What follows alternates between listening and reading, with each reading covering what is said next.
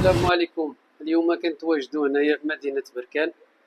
اليوم ان شاء الله كاين واحد الماتش ما بين نهضة بركان وشباب قسطنطينة. اليوم الصراحة كاين واحد الماتش اللي زوين، وهذه مدة تقريبا اكثر من عام ما تفرجتش كرة يعني في التيران. ان شاء الله اليوم كتاب لينا نتفرجوا هذا الماتش الزوين.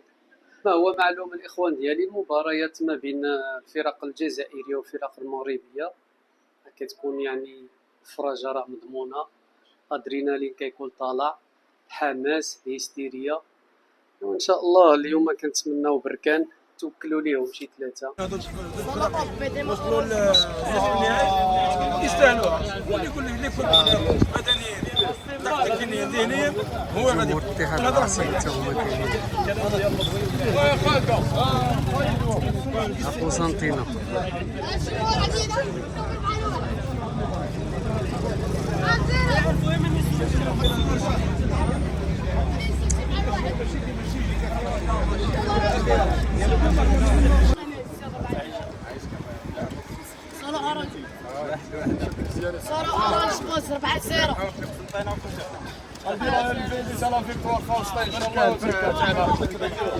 فلسطين ضروري ما يجبدوها.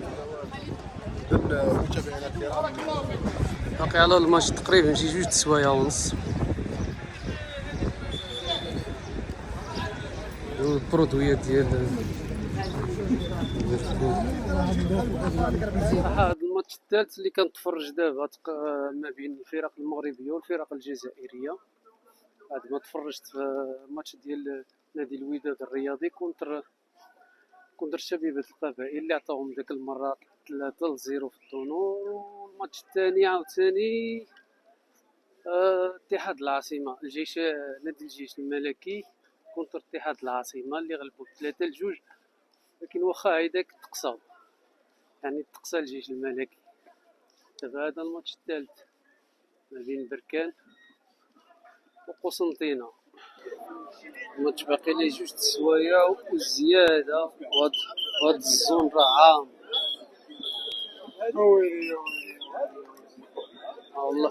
والله كنريحو في الدروج.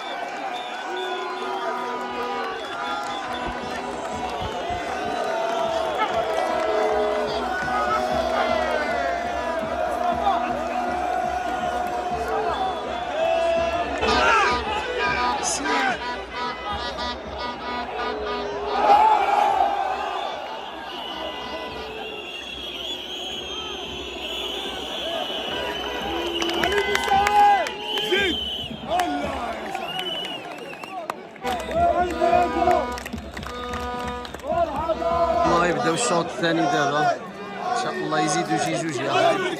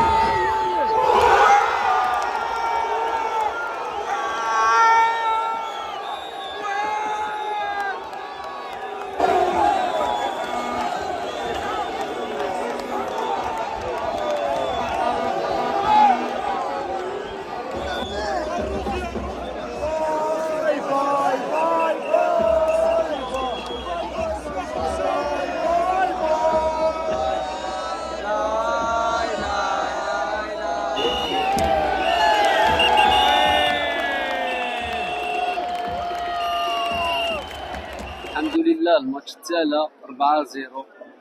صراحة واحد الفرجة واعرة، داك السيناريو سبحان الله اللي تخيلت هو اللي وقع. والحمد لله 4-0 مع الرأفة. بركان باقي مقتلت هنايا الحفلة، باقي عندهم الحفلة.